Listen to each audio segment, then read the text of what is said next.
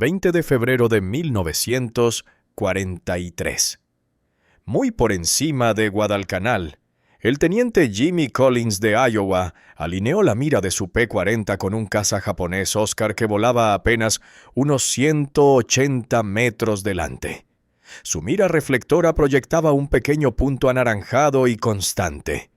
Un método de puntería apenas distinto del que los cazadores habían utilizado durante generaciones.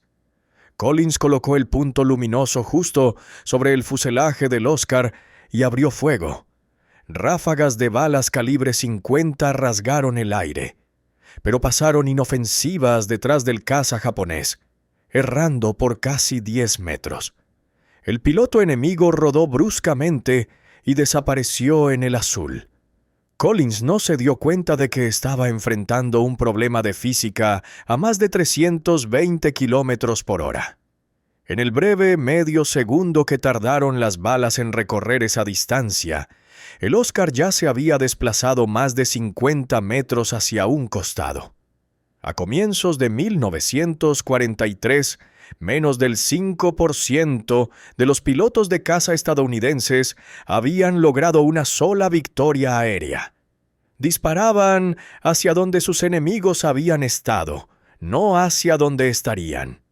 Pero al otro lado del Pacífico, el mayor Dick Bunk estaba a punto de poner a prueba algo revolucionario.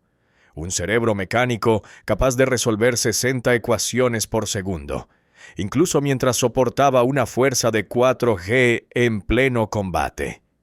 Desde entonces,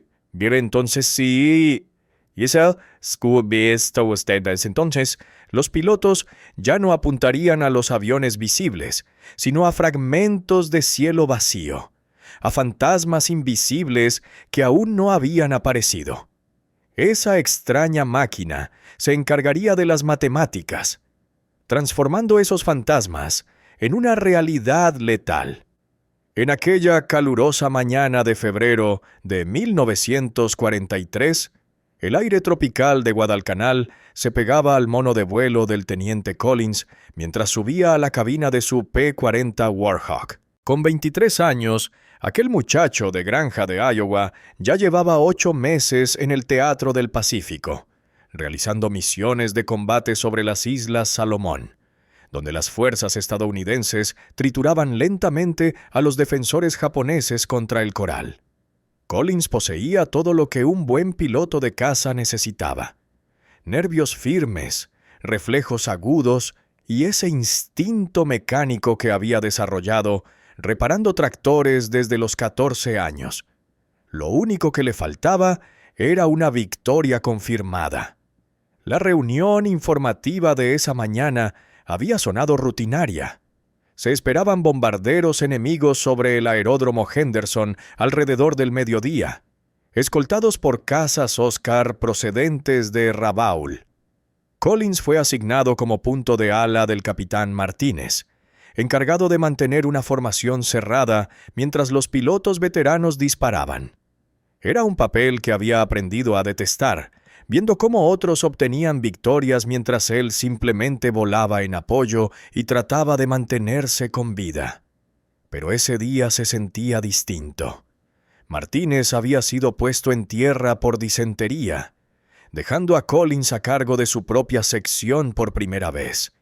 2 pilotos novatos recién salidos de la escuela de vuelo lo seguirían ahora, confiando en que los guiara a través de su primer enfrentamiento real. El peso de esa responsabilidad se posó sobre Collins como una vieja carga familiar mientras realizaba las comprobaciones previas al vuelo. Presión de aceite estable, tanques de combustible llenos, armas cargadas, 400 balas de calibre 50 por cada cañón. En el panel de instrumentos, su mira reflectora N9 parecía casi ridículamente simple. Una placa de vidrio inclinada proyectando un punto anaranjado sobre el parabrisas. Los instructores del ejército les habían inculcado la misma lección a todos los pilotos. Mantén el punto sobre tu objetivo. Acércate hasta ver los remaches y aprieta el gatillo.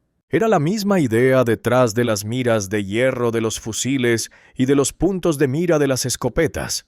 Un principio ancestral que se remontaba a los primeros cazadores que lanzaban lanzas contra presas en movimiento.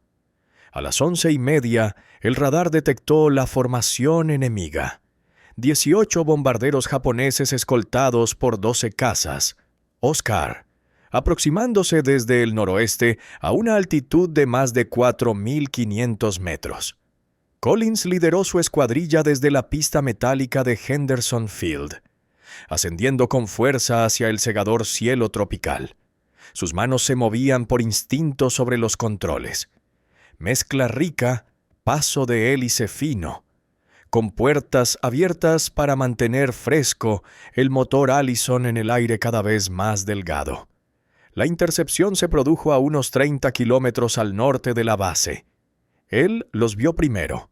Una perfecta formación en B de bombarderos bimotores Betty, con su escolta de cazas tejiendo maniobras por encima y detrás. Los japoneses volaban con la disciplina nacida de años de experiencia en combate. Muchos habían estado luchando desde la invasión de China en 1937. Sabían exactamente lo que hacían. Collins dio la orden de ataque y se lanzó en picado sobre un Oscar que se había separado de la formación. Su camuflaje verde y marrón se confundía con la neblina del Pacífico, mientras el emblema carmesí del sol naciente destacaba sobre el cielo. El piloto japonés volaba recto y nivelado, aparentemente sin notar a los 3 Warhawks que se precipitaban sobre él desde el resplandor del sol. Distancia, 360 metros. Collins armó sus ametralladoras y sintió esa familiar oleada de tensión que siempre precedía al combate. El Oscar crecía rápidamente en su parabrisas. El capó del motor radial y la cabina ya se distinguían con total claridad. A unos 180 metros, Collins colocó el punto luminoso directamente sobre el fuselaje del caza y presionó el gatillo. Las 6 ametralladoras calibre 50 rugieron al unísono. El Warhawk tembló bajo el retroceso mientras 48 proyectiles por segundo salían de sus alas, las trazadoras cortando el aire húmedo. Collins mantuvo el gatillo presionado durante 2 segundos completos, enviando casi un centenar de balas hacia el avión japonés. Todas fallaron. El Oscar continuó volando en línea recta, completamente ileso. Sus trazadoras habían pasado justo detrás de la cola, errando por unos 10 o 12 metros. El piloto japonés debió presentir el peligro, porque de repente viró bruscamente a la izquierda y se zambulló en una nube cercana. En cuestión de segundos, el caza había desaparecido. Collins miró su mira con incredulidad. Había mantenido el punto perfectamente centrado. Sus armas estaban calibradas correctamente. Las había probado sobre blancos terrestres solo 3 días antes. La distancia era la correcta, el avión estable, la puntería exacta. Sin embargo, de algún modo, contra toda lógica, había fallado por completo. Lo que Collins no comprendía era la matemática detrás de su fracaso. Sus proyectiles de calibre 50 viajaban a aproximadamente 2.800 pies por segundo, una velocidad impresionante para armas de infantería, pero aún lejos de ser instantánea.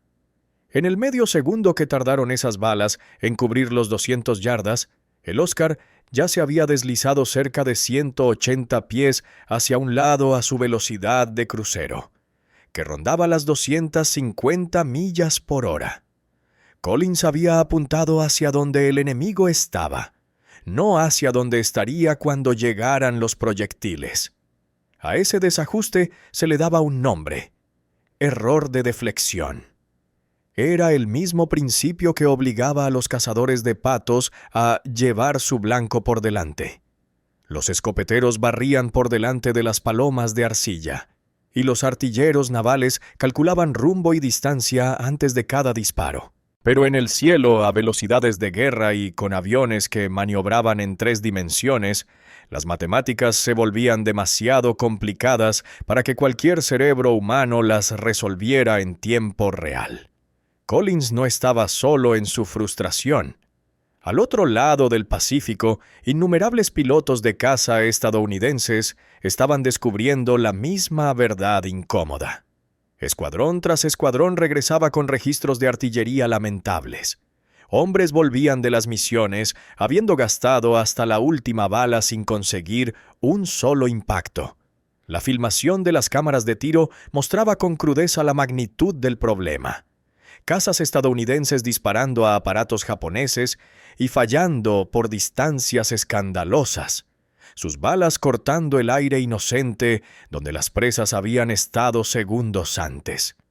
Los números contaban una historia sombría. Para principios de 1943, menos del 5% de los pilotos de caza estadounidenses había logrado siquiera una victoria confirmada. Los pocos que lo consiguieron, ases como Dick Bong, Bob Johnson y Tommy Maguire, acumulaban casi el 95% de todas las victorias. Estos tiradores excepcionales poseían una comprensión casi instintiva del tiro por adelantamiento, algo que el entrenamiento ordinario sencillamente no podía enseñar. El problema no era la valentía ni la pericia al volar. Los pilotos estadounidenses se arriesgaban hasta el límite de la temeridad y sus aviones mejoraban constantemente. Los nuevos P-48, Lightning y P-51 Mustang podían volar y combatir mejor que casi cualquier aparato que Japón o Alemania pusieran en el aire.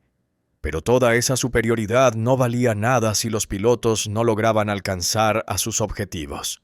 Mientras Collins guiaba su P-40 de regreso a Henderson Field, no tenía idea de que científicos británicos ya estaban acercándose a la solución de su problema. En laboratorios ocultos del Royal Aircraft Establishment, ingenieros afinaban un dispositivo capaz de resolver automáticamente las ecuaciones de deflexión. Una mira giroscópica que cambiaría para siempre la ciencia de la artillería aérea. En cuestión de meses, esa invención llegaría a las unidades americanas, transformando a pilotos medios en francotiradores letales y desplazando el equilibrio de la guerra aérea. Pero en aquella húmeda tarde de febrero sobre Guadalcanal, el teniente Jimmy Collins solo podía preguntarse por qué su disparo perfecto había fallado tan ampliamente y si alguna vez llegaría a unirse a los pocos que acertaban exactamente a lo que apuntaban. El doctor Leslie Cunningham se subió las gafas de montura de alambre más arriba en la nariz y estudió el giroscopio girando sobre el banco de su laboratorio en el Royal Aircraft Establishment de Farnborough. El aparato, no mayor que una taza de café, giraba a 18,000 revoluciones por minuto, y su superficie pulida atrapaba el resplandor de las luces fluorescentes. Cuando Cunningham intentó inclinar el soporte del giroscopio, la rueda en giro resistió con una fuerza sorprendente, decidida a mantener su alineación original. El efecto se conocía como precesión giroscópica, la tendencia de una masa giratoria a permanecer fija en su eje sin importar cuán violentamente se movieran sus alrededores. Era marzo de 1941, y la batalla de Inglaterra ya había dejado al descubierto un hecho inquietante sobre la guerra aérea. Los pilotos de la RAF, a pesar de su coraje y de contar con aviones avanzados, fallaban demasiadas veces sus tiros. Las películas de las cámaras de tiro de los escuadrones de Spitfire y Hurricane mostraban a cazas británicos disparando a bombarderos alemanes y no acertando más que al cielo vacío. El problema no era volar mal ni disponer de máquinas inferiores. Era la pura imposibilidad de calcular ángulos de deflexión mientras se movía a 300 millas por hora. Cunningham había dedicado meses a analizar las matemáticas. Cada vez que un piloto de caza disparaba a un enemigo que cruzaba por delante, necesitaba apuntar no al blanco visible, sino a un punto en el espacio donde la aeronave estaría cuando las balas llegaran. Resolver eso implicaba conocer la velocidad del objetivo, su rumbo, la distancia y la tasa de giro. valores que cambiaban a cada instante en el combate. El cerebro humano simplemente no daba abasto, pero un giroscopio sí podría hacerlo. El avance de Cunningham llegó cuando se dio cuenta de que la misma fuerza estabilizadora que mantenía fijo su giroscopio de laboratorio también podía predecir el movimiento de los aviones. Si se montaba dentro de una mira, los giroscopios podían detectar cualquier movimiento de giro y calcular automáticamente la posición futura del blanco. El piloto ya no tendría que hacer los cálculos mentales. El mecanismo se encargaría de las matemáticas de la deflexión. El prototipo que Cunningham construyó se parecía a un pequeño cerebro mecánico. 2 giroscopios, cada uno girando a 15,000 revoluciones por minuto. Montados en ángulo recto dentro de una carcasa metálica apenas mayor que una caja de zapatos. Un giroscopio medía el movimiento de giro de izquierda a derecha, mientras que el otro detectaba el movimiento vertical de arriba a abajo. Y unos motores eléctricos mantenían los giros siempre en rotación, mientras una red de engranajes, levas y elementos ópticos convertía ese movimiento en correcciones de puntería precisas que se proyectaban sobre el parabrisas del piloto, funcionando el sistema mediante la superposición de 2 imágenes. Un círculo fijo que mostraba exactamente hacia dónde apuntaban las armas del avión y un patrón de rombos en movimiento que se desplazaba automáticamente según las lecturas de los giroscopios. Para el piloto el procedimiento parecía engañosamente sencillo. Ajustar la envergadura del blanco con un mando, fijar la distancia y luego mantener los rombos en movimiento alineados con el objetivo mientras disparaba. Los giroscopios se encargarían de todas las matemáticas complicadas. Las pruebas de la nueva mira comenzaron en el polígono de tiro del Royal Aircraft Establishment a fines de 1941. El líder de escuadrón James Johnson, un as veterano con 12 bajas confirmadas, se ofreció voluntario para las primeras evaluaciones con fuego real. Johnson había perfeccionado su técnica de tiro por adelantamiento a través de incontables misiones de combate, aprendiendo a juzgar los ángulos de avance únicamente por la experiencia, y desconfiaba de que cualquier aparato mecánico pudiera superar jamás al instinto humano. La prueba consistió en un remolcador de blancos Henley, que hacía pasadas previsibles a 2,000 pies de altura. Usando su mira reflectora habitual, Johnson logró impactos con alrededor del 30% de su munición. Un resultado excelente según los estándares de la RAF, y entonces los técnicos montaron la nueva mira giroscópica de Cunningham en el Hurricane de Johnson. En su primera pasada con el dispositivo experimental, Johnson vio cómo el patrón de rombos se deslizaba suavemente por delante del avión blanco, adelantando perfectamente su movimiento. Apretó el gatillo para una ráfaga de 2 segundos y observó cómo el fuego trazador desgarraba la raíz del ala del Henley, alcanzando una tasa de acierto con la mira giroscópica del 75%. Johnson aterrizó y pidió de inmediato una reunión con el cuartel general del mando de cazas, y en pocas semanas el Ministerio del Aire había catalogado la mira de Cunningham como de la máxima confidencialidad y ordenado su producción inmediata en masa. La noticia de la innovación británica llegó a los estadounidenses a través de informes de inteligencia a fines de 1942. El coronel Cass Howe, jefe de la División de Armamento de la Fuerza Aérea del Ejército de los Estados Unidos, voló a Inglaterra para inspeccionar el aparato por sí mismo, y lo que descubrió superó todas las expectativas. Las miras giroscópicas de la RAF estaban convirtiendo a pilotos corrientes en tiradores letales. Las unidades equipadas con el nuevo sistema registraban ratios de bajas 3 veces superiores a las de las que aún usaban miras reflectoras fijas, por lo que Howe contactó rápidamente con la Sperry Corporation en Brooklyn, el principal fabricante nacional de instrumentos de precisión. Los ingenieros de Sperry acumulaban décadas de experiencia diseñando sistemas de control de tiro naval, lo que los convertía en el equipo ideal para reproducir a escala el diseño británico. Para enero de 1943, Sperry había invertido la ingeniería del prototipo de Cunningham y había empezado a producir una versión americana designada como Mira de Tiro Calculadora K-14, que demostró ser tanto más avanzada como más refinada que el original británico.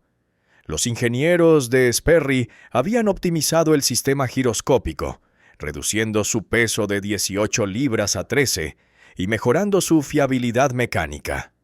La óptica de la mira proyectaba una imagen excepcionalmente nítida que mantenía la claridad incluso en maniobras violentas y bajo fuertes fuerzas G. Y lo más importante era que los métodos industriales estadounidenses permitían fabricarla en cantidades masivas. La planta de Sperry en Brooklyn pronto producía 1,000 unidades K-14 cada mes. Cada mira contenía más de 400 piezas mecanizadas individualmente. Los giroscopios gemelos giraban sobre cojinetes con rubíes, similares a los empleados en relojes finos, sosteniendo 18,000 revoluciones por minuto durante cientos de horas operativas, mientras unos motores eléctricos alimentados por el generador del avión los mantenían en rotación, y una computadora mecánica compacta convertía su precisión en correcciones de puntería precisas hasta fracciones de grado. A pesar de su intrincado funcionamiento interno, la K-14 seguía siendo notablemente fácil de operar. El piloto localizaba un avión enemigo y empezaba a seguirlo durante un giro suave y balanceado. A medida que su caza maniobraba, los giroscopios dentro de la mira detectaban cada movimiento y calculaban al instante el punto de intercepción necesario. Con un pequeño mando en la carcasa, el piloto fijaba la envergadura del blanco. 32 pies para un Messerschmitt, 40 pies para un Zero, 64 pies para un bombardero. Un agarre giratorio en la palanca del acelerador controlaba los ajustes de alcance, y el resto lo hacían los giroscopios, proyectando la retícula móvil de rombos precisamente donde debían ir las balas. Enseñar a los pilotos a dominar la K-14 exigió un replanteamiento completo de la instrucción de tiro tradicional. Durante generaciones los tiradores habían sido adiestrados para apuntar directamente a sus blancos, mientras que la K-14 demandaba algo contraintuitivo. Los pilotos debían disparar al cielo vacío, confiando en los cálculos de la máquina en lugar de en su propia visión. Y muchos aviadores veteranos lucharon con ese obstáculo mental porque sus instintos insistían en que disparar a la nada equivalía a un fracaso seguro, aunque las matemáticas demostraron que estaban equivocados. Para el verano de 1943, las primeras miras K-14 estaban llegando a los escuadrones de primera línea tanto en el Teatro del Pacífico como en el europeo. Y los nuevos dispositivos arribaron bajo órdenes de estricta seguridad, con manuales detallados pero sin un programa de entrenamiento estandarizado, dejando a los líderes de escuadrón la tarea de idear sus propias maneras de enseñar a los pilotos a aprovechar la revolucionaria tecnología. Algunos escuadrones se adaptaron a la nueva mira casi de inmediato, mientras que otros lucharon por desaprender décadas de creencias tradicionales sobre el tiro aéreo, y el escenario estaba listo para la primera prueba de combate de la K-14. Una que revelaría si un cerebro mecánico podía realmente resolver el eterno desafío de acertar a un blanco que se movía a gran velocidad en un espacio tridimensional. El capitán Chuck Yeager inclinó su P-51 Mustang en un giro ascendente sobre el campo rumano, con los ojos rastreando el horizonte en busca de los cazas de la Luftwaffe que, según los informes de inteligencia, defenderían las refinerías de petróleo de Ploiesti. Era el 15 de agosto de 1944, y la octava Fuerza Aérea estaba lanzando su tercer gran ataque contra la fuente vital de combustible del Tercer Reich. Debajo de él, gruesas columnas de humo negro se enroscaban desde los depósitos incendiados, mientras los bombarderos estadounidenses continuaban su sistemática destrucción de las reservas de combustible de Hitler. Con apenas 21 años, Jäger ya se había ganado la reputación de ser uno de los pilotos más audaces y decididos del 363º Escuadrón de Caza. Había logrado su primera victoria aérea solo 3 meses antes, derribando un Messerschmitt Bf-109 sobre Francia durante las operaciones del día D, pero aquella victoria le había exigido acercarse a menos de 100 yardas. Lo bastante como para ver el rostro del piloto alemán antes de apretar el gatillo. La misión de ese día, sin embargo, sería completamente distinta. Detrás del asiento de Jäger se encontraba una de las primeras miras calculadoras K-14 que llegaban a la 8ª Fuerza Aérea, una pieza de tecnología que prometía cambiar para siempre la guerra aérea. La nueva mira había llegado al aeródromo de Leiston solo 2 semanas antes, junto con un equipo técnico de la corporación Sperry que pasó días ajustando los delicados giroscopios. Jäger ya había completado 3 vuelos de entrenamiento con la K-14, aprendiendo a confiar en su retícula móvil de rombos en lugar de en sus propios y arduamente ganados instintos de combate. La adaptación mental resultó mucho más difícil que la mecánica, porque todo lo que Jäger había aprendido sobre apuntar le decía que debía dirigir la mira directamente al objetivo, mientras que la K-14 exigía disparar al aire vacío hacia un punto donde las matemáticas predecían que estaría el enemigo. La primera prueba real llegó a 14.000 pies, cuando Jäger avistó un solitario Messerschmitt Bf-109 ascendiendo hacia la formación de bombarderos. El caza alemán lucía el típico camuflaje verde grisáceo del Jagdgeschwader 53, con puntas de alas amarillas que lo marcaban como la montura de un piloto veterano. Probablemente alguien que había sobrevivido a años de combate sobre el norte de África y el frente oriental. El Bf-109 cruzó la trayectoria de Jäger en un ángulo de 45 grados, ofreciendo precisamente el tipo de tiro por deflexión que había frustrado a los pilotos estadounidenses durante 2 largos años. Con su antigua mira reflectora N9, Jäger habría necesitado acercarse a menos de 200 yardas y confiar en una ráfaga afortunada. A esos ángulos tan pronunciados, los impactos certeros eran casi imposibles a larga distancia, y el piloto alemán sin duda comenzaría maniobras evasivas en cuanto detectara al Mustang que lo seguía. Pero la K-14 cambiaba por completo esa geometría. Jäger podía ahora abrir fuego desde más de 800 yardas de distancia, muy por encima del rango en el que la mayoría de los pilotos podían calcular el adelantamiento con precisión. Giró el mando de envergadura a 32 pies, igualando la medida conocida del Bf-109 de punta a punta, y ajustó el alcance con el puño giratorio del acelerador mientras observaba cómo los giros de la K-14 comenzaban sus silenciosos cálculos invisibles. La mira proyectaba 2 figuras distintas sobre el parabrisas.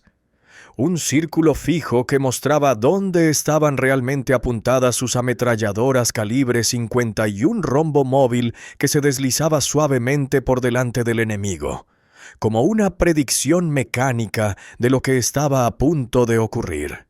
El piloto alemán seguía ascendiendo con constancia, sin darse cuenta de que la muerte se acercaba desde abajo. Jäger continuó con un giro suave a la izquierda, manteniendo sus movimientos estables para no confundir el mecanismo giroscópico. La retícula de rombos de la K-14 se deslizó por delante del Messerschmitt, adelantándolo unos 18 metros, un punto de puntería que parecía absurdamente lejano del objetivo. A 600 yardas, Jäger presionó el gatillo. Las 6 ametralladoras rugieron al unísono, enviando torrentes de proyectiles calibre 50 que desgarraban el aire a casi 850 metros por segundo. Mantuvo el gatillo apretado exactamente 2 segundos, liberando 190 y 2 balas en una ráfaga compacta que seguía la trayectoria calculada por la K-14. Los resultados fueron instantáneos y catastróficos. Los proyectiles de Jäger impactaron justo cuando el Messerschmitt ascendía al fragmento de cielo que había estado vacío apenas un parpadeo antes.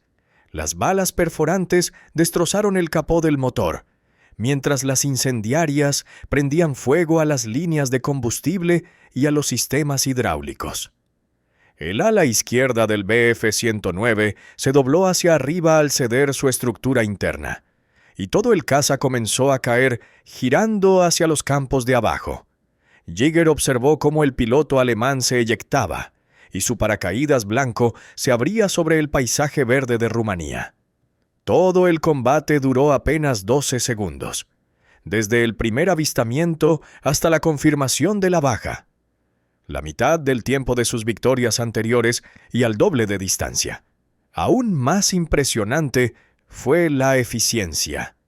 Jäger había usado solo 192 balas para derribar su objetivo, en comparación con las 400 o 600 que normalmente habría empleado.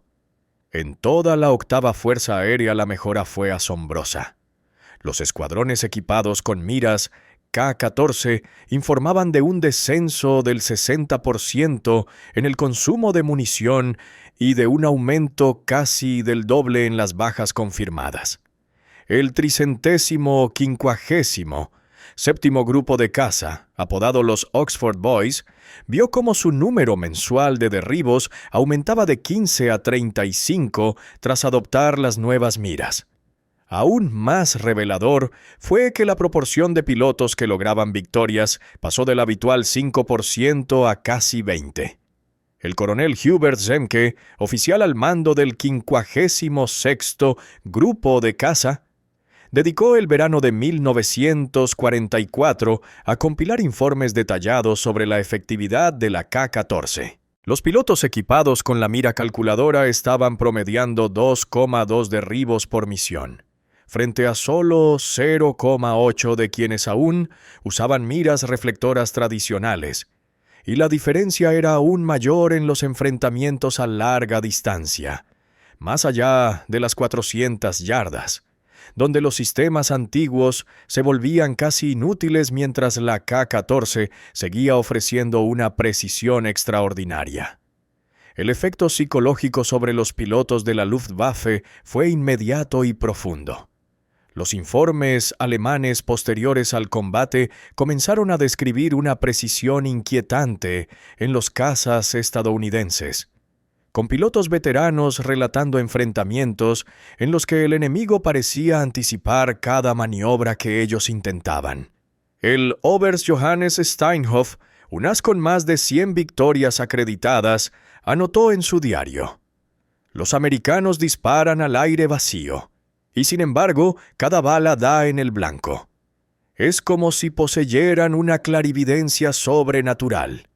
Los estudios de inteligencia, basados en documentos alemanes capturados, revelaron un pánico creciente por el repentino salto en la efectividad de la puntería estadounidense. Los equipos técnicos de la Luftwaffe revisaban los restos de los P-51 y P-38 derribados, desesperados por descubrir el secreto detrás de esa precisión casi inhumana, y finalmente encontraron la mira K-14, pero carecían de los recursos y de la estabilidad industrial necesarios para reproducir sus complejos sistemas giroscópicos. Los intentos alemanes por diseñar un dispositivo equivalente fracasaron en medio de la escasez de materiales y del colapso de su industria bélica. Para septiembre de 1944, la diferencia en eficacia de combate se había vuelto tan extrema que muchos pilotos de la Luftwaffe comenzaron a evitar los enfrentamientos por completo cuando divisaban formaciones estadounidenses. La proporción general de bajas en Europa ascendió a 10-1 a favor de los aliados, lo que prácticamente paralizó a la Luftwaffe como fuerza de combate significativa. El mando de caza atribuyó oficialmente un 60% de la mejora al perfeccionamiento del entrenamiento y de las tácticas. Pero los comandantes de escuadrón en el frente sabían cuál era la verdadera razón.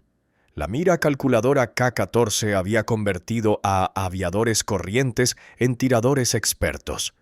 Y el cambio no se detuvo en la habilidad individual. Escuadrones enteros comenzaron a evolucionar sus tácticas para aprovechar el mayor alcance de la K-14. Y los cazas estadounidenses empezaron a atacar formaciones enemigas desde distancias que antes se consideraban ineficaces. El clásico combate cerrado. 2 aviones girando a corta distancia hasta que uno encontraba una oportunidad. Desaparecía rápidamente mientras los pilotos norteamericanos aprendían a destruir a sus oponentes mucho antes del contacto visual. Sin embargo, incluso cuando la K-14 alcanzaba la cúspide de su éxito, los informes procedentes del Pacífico advertían sobre nuevas amenazas. Los pilotos japoneses describían aviones estadounidenses con una velocidad y agilidad increíbles, insinuando que la propulsión a reacción pronto podría volver obsoleta incluso a la revolucionaria mira calculadora. El mayor Dick Bong ajustó las correas de su paracaídas y se acomodó en la cabina de su P-38 Lightning en la pista de Tacloban, en Leyte, mirando a un grupo de nuevos pilotos de reemplazo reunidos alrededor de su avión para lo que se había convertido en su sesión informativa semanal. Era el 17 de diciembre de 1944. Y Bong acababa de regresar de una patrulla al amanecer que elevaba su total confirmado a 39, a solo una victoria del legendario número 40 que aseguraría su lugar en la historia de la aviación. Los jóvenes recién llegados, procedentes de escuelas de entrenamiento en los Estados Unidos, contemplaban al mejor as del país con asombro y con la débil esperanza de que algo de su maestría pudiera contagiarse. La sesión informativa de esa mañana mencionaba una actividad japonesa dispersa sobre Mindoro, donde las unidades anfibias estadounidenses aseguraban otra cabeza de playa en Filipinas. La inteligencia predecía que el enemigo podría lanzar un último ataque aéreo desesperado para interrumpir los desembarcos, empleando a sus últimos pilotos experimentados y los escasos restos de combustible en un esfuerzo suicida. Bong encabezaría una barrida con 4 P-38, cazando cualquier avión japonés lo bastante audaz como para desafiar el dominio estadounidense de los cielos. El teniente Tommy Morrison, un nervioso joven de 20 años de Kansas que aún no tenía victorias, levantó la mano con timidez. «Mayor Bong, señor, ¿podría mostrarnos cómo funciona realmente la mira K-14? Quiero decir, en combate real». Morrison llevaba 6 semanas en el Pacífico y solo había disparado sus armas 2 veces. Fallando en ambas pese a apuntar perfectamente a través de la mira. Bong sonrió levemente y señaló la nariz de su Lightning, donde la K-14 se encontraba protegida tras un cristal blindado. Aquel compacto dispositivo representaba la cumbre de la ingeniería bélica. 13 libras de giroscopios, motores eléctricos y componentes ópticos mecanizados con precisión, capaces de resolver 60 ecuaciones de deflexión por segundo incluso bajo una carga de 4G en maniobras cerradas.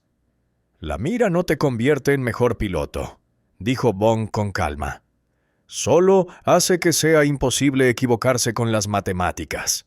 Señaló entonces a un grupo de F-6 Hellcats de la Marina que practicaban pasadas de tiro sobre una manga de arrastre a pocos kilómetros de la costa. «Miren a esos Hellcats», continuó. «¿Ven lo cerca que tienen que llegar, quizás a menos de 200 yardas, antes de empezar a acertar? Eso es porque todavía usan miras fijas. Disparan a donde está el blanco en lugar de a donde va a estar». El tono de Bong llevaba el peso de quien había sobrevivido a más de 200 misiones en algunos de los cielos más peligrosos de la Tierra.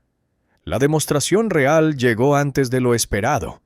A 11.000 pies sobre Mindoro, la sección de Bong interceptó un solitario Kawasaki Ki-60 y un Otoni japonés que intentaba fotografiar las cabezas de playa estadounidenses. El piloto enemigo era hábil, se deslizaba entre nubes rotas y mantenía la altura suficiente para escapar si aparecían cazas aliados. La mayoría de los pilotos habría necesitado maniobrar para colocarse en posición y acercarse hasta el punto de disparar casi a quemarropa antes de atreverse a abrir fuego. Pero Bong tenía una respuesta mejor. Ajustó el dial de envergadura de su K-14 a 32 pies, la medida exacta del Tony, y estimó la distancia en 600 yardas.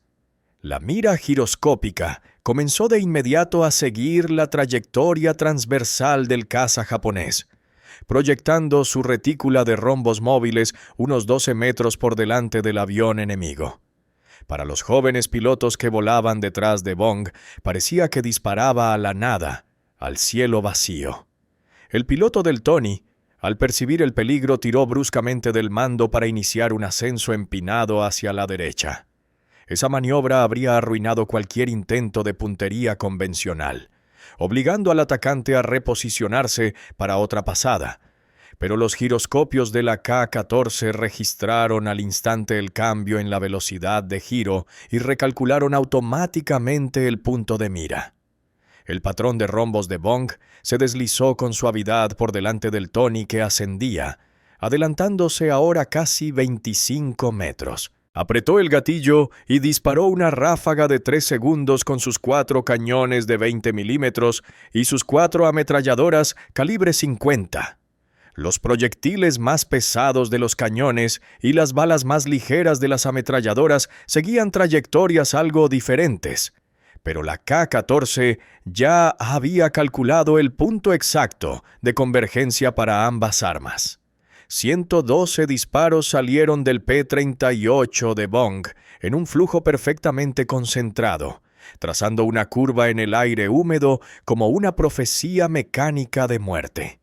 El Tony voló directamente hacia la línea de fuego convergente. Las explosivas de 20 milímetros destrozaron la raíz del ala, mientras las balas perforantes de calibre 50 atravesaban el motor y los tanques de combustible. El caza japonés estalló en una bola de fuego anaranjada, esparciendo restos ardientes sobre la jungla que se extendía debajo. El piloto no tuvo la menor oportunidad de saltar. Bong activó la radio mientras se apartaba del siniestro. «Caballeros, acaban de presenciar la baja número 40. Noten que no lo perseguí, no me metí en un combate cerrado, no desperdicié munición», dijo Bong con tono sereno. La K-14 hizo la parte difícil. Yo solo mantuve los rombos sobre el blanco y apreté el gatillo. Su voz sonaba calmada, casi desapegada, pero los jóvenes pilotos podían oír en ella el orgullo silencioso de una ejecución perfecta. El significado de la 40ª victoria de Bong iba mucho más allá de la gloria personal.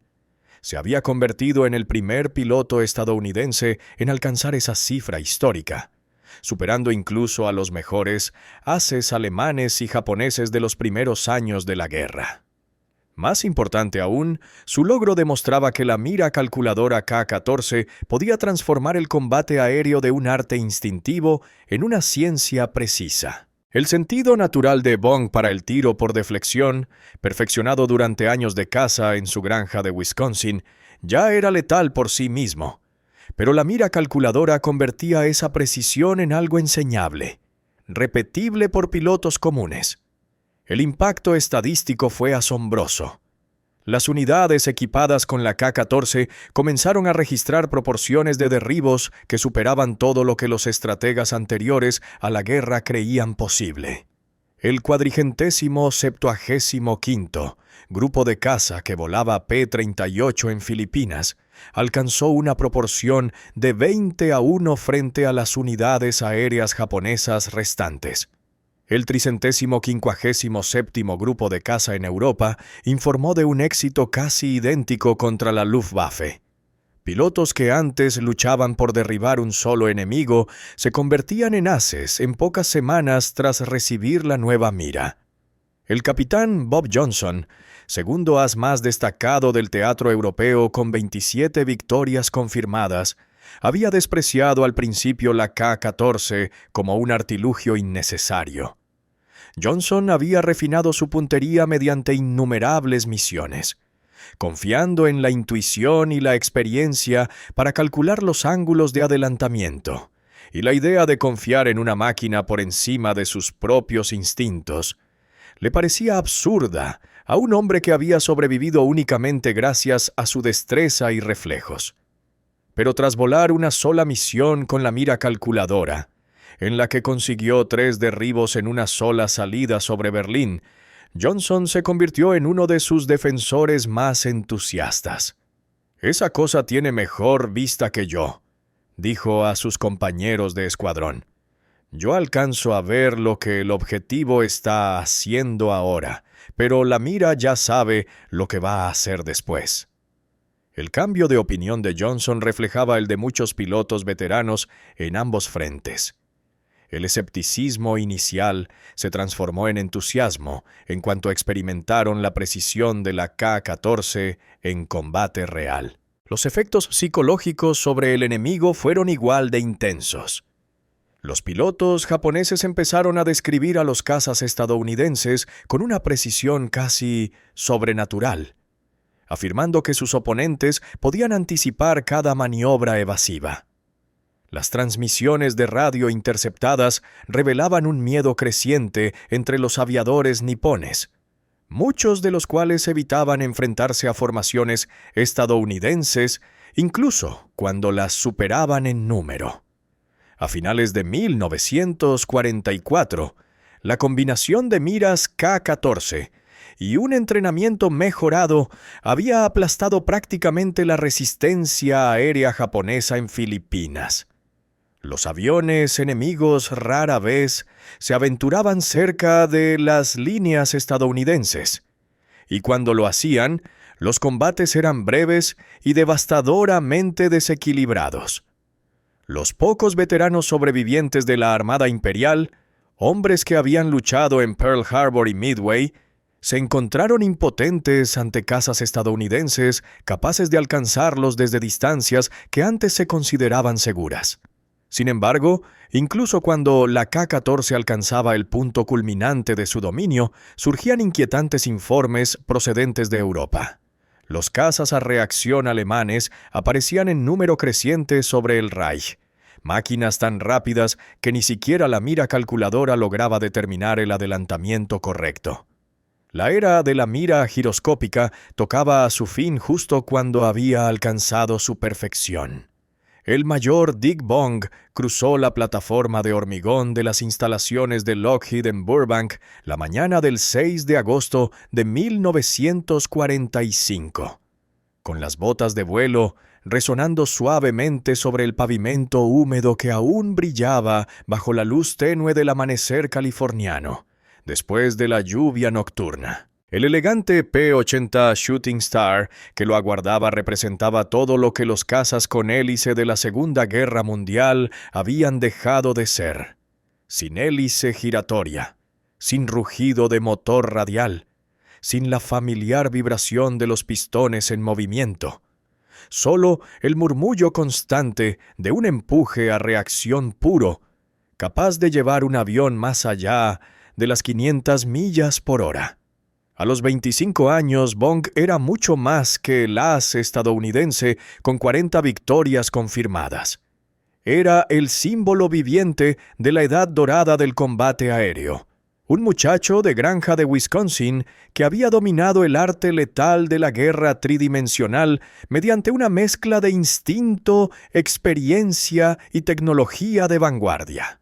La mira calculadora K-14 había elevado sus reflejos de cazador a una precisión casi mecánica, pero la guerra que había moldeado tanto al piloto como a su máquina se acercaba rápidamente a su fin. Alemania había caído 3 meses antes, y la Fuerza Aérea Japonesa no era más que una sombra de su antiguo poder, existiendo más en los informes que en los cielos del Pacífico. Lockheed le había ofrecido a Bong un nuevo puesto como piloto jefe de pruebas en su incipiente programa de reactores, reconociendo que nadie comprendía mejor que él la transición de los cazas a pistón a la era del motor a reacción. El P-80 era la respuesta estadounidense al Me-262 alemán, una máquina elegante y futurista diseñada para hacer que todos los aviones anteriores parecieran reliquias biplano. Sin embargo, a diferencia de los cazas a pistón que Bong había volado con maestría, el Shooting Star no tenía mira giroscópica. Su increíble velocidad hacía que el tiro por deflexión fuese aún más complicado. Pero el medio para resolver ese desafío había quedado atrás con la generación anterior de aeronaves. Bong subió a la cabina del P-80 y notó de inmediato la extraña quietud.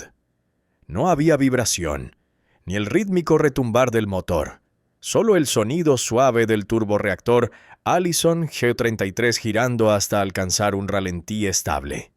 Los mandos de vuelo se sentían suaves y precisos pese al diseño radical.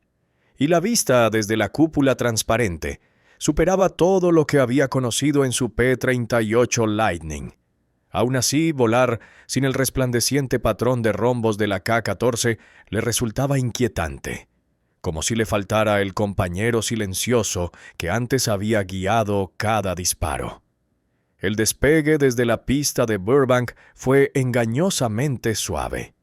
A diferencia del rugido atronador de los aviones a pistón, el P-80 aceleró con una eficiencia silenciosa, despegando tras recorrer apenas unos 250 metros de hormigón.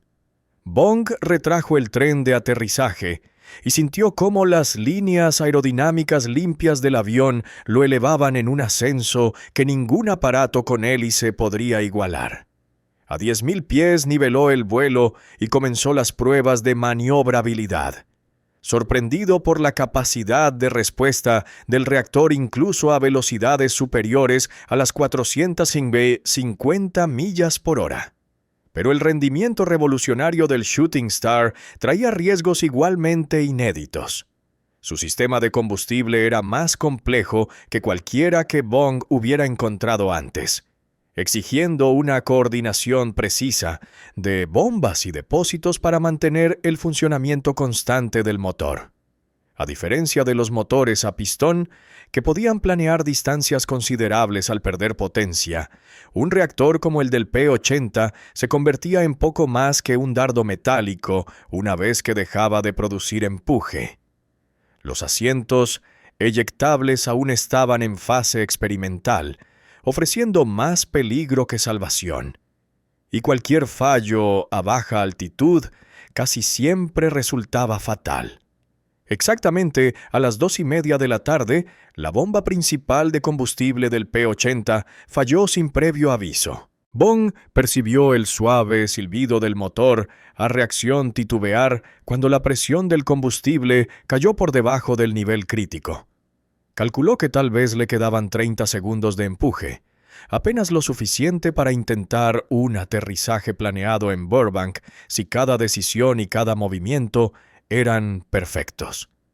La alternativa era confiar en un asiento eyectable experimental que ya había cobrado más vidas de pilotos de prueba de las que había salvado. Bong decidió quedarse con su avión. Empujó la nariz hacia abajo para conservar la velocidad y comenzó un suave viraje de planeo de regreso a la pista de Lockheed. La aerodinámica limpia del P-80 le daba una tasa de planeo impresionante, pero la física era implacable. Estaba a 3 millas del aeródromo a una altitud de 5.000 pies, descendiendo a razón de 800 pies por minuto. Los cálculos eran ajustados, apenas posibles, y solo lo serían si ejecutaba una aproximación perfecta, sin margen alguno para el error. El Shooting Star descendía a través de los 4.000 pies, mientras Bong se alineaba con la pista principal de Burbank. Su velocidad se mantenía estable en 180 millas por hora. demasiado alta para un aterrizaje sin motor, pero necesaria para conservar el control. A 2.000 pies bajó el tren de aterrizaje manualmente, sintiendo cómo la pendiente del planeo se pronunciaba al crear las ruedas extendidas una resistencia adicional. La pista parecía al alcance, aunque por un margen mínimo. A 500 pies, Bond comprendió que no iba a lograrlo. La trayectoria de descenso del P-80 lo llevaría directamente hacia una zona residencial, a solo 3 manzanas del aeródromo. Disponía de unos 10 segundos para elegir entre intentar prolongar el planeo, arriesgando una pérdida de sustentación, o eyectarse desde un asiento que jamás había sido probado con éxito a tan baja altitud. Ninguna opción prometía sobrevivir. Bond tiró de las palancas de eyección. El asiento experimental lo catapultó hacia arriba con enorme fuerza, pero no había suficiente altura para que el paracaídas se abriera por completo. Impactó contra el suelo apenas unos segundos antes de que su P-80 se estrellara en una calle cercana, matando al mayor haz de caza estadounidense en una explosión de fuego que consumió tanto al piloto como al avión.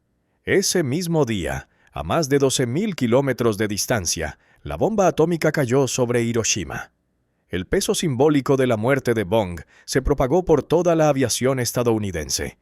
El hombre que había representado la unión perfecta entre el instinto humano y la precisión mecánica, había perecido en el mismo avión que apuntaba hacia el futuro. Un futuro en el que la velocidad pura importaba más que la maestría en el tiro por deflexión que alguna vez lo había hecho legendario. La mira calculadora K-14, la invención revolucionaria que había transformado el combate aéreo, ya estaba siendo reemplazada por sistemas de armas tan rápidos que ni siquiera los cerebros mecánicos podían seguirles el ritmo. Pocas semanas después de la muerte de Bond, Japón capituló incondicionalmente. La guerra que había impulsado el auge de las miras giroscópicas terminó con armas tan destructivas que el combate aéreo tradicional parecía casi obsoleto.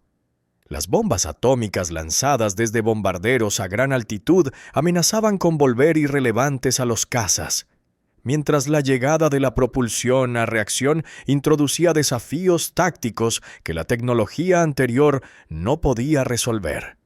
El coronel Cass Howe, el oficial de la Fuerza Aérea que había sido el primer defensor de la K-14, preparó en septiembre de 1945 un informe final sobre su desempeño en combate.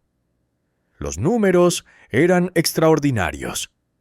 Los pilotos equipados con miras calculadoras lograron 2,2 veces más derribos que aquellos con miras fijas, y el número de haces aumentó en un 400%. Pero lo más significativo fue que la K-14 había democratizado la guerra aérea, convirtiendo a pilotos promedio en tiradores precisos, al fusionar la habilidad humana con la exactitud mecánica. Sin embargo, su mayor legado iba mucho más allá de la puntería mejorada. La K-14 había enseñado a toda una generación de aviadores a pensar en 3 dimensiones, a resolver problemas de física bajo el aplastante estrés de las maniobras de combate. Esas habilidades mentales resultarían invaluables en las décadas siguientes, cuando la aviación avanzara hacia las velocidades supersónicas, los viajes espaciales y los sistemas de misiles guiados. Pilotos de prueba, capitanes de aerolíneas y astronautas de la NASA conservarían la lección esencial de la K-14. El éxito suele depender no de apuntar a donde algo está, sino a donde estará. La última ironía surgió meses después de la guerra, cuando las fuerzas de ocupación aliadas descubrieron planos alemanes de una mira giroscópica avanzada que podría haber superado a la K-14. El diseño creado por ingenieros de Zeiss en enero de 1945 incluía telemetría por radar y cálculo electrónico que podrían haber transformado la precisión de la Luftwaffe. Pero los planos estaban fechados apenas unas semanas antes de la derrota alemana, demasiado tarde para cambiar el destino de la guerra. Los estadounidenses habían ganado la carrera tecnológica por cuestión de meses, demostrando una vez más que en la guerra, como en la física, el tiempo lo es todo.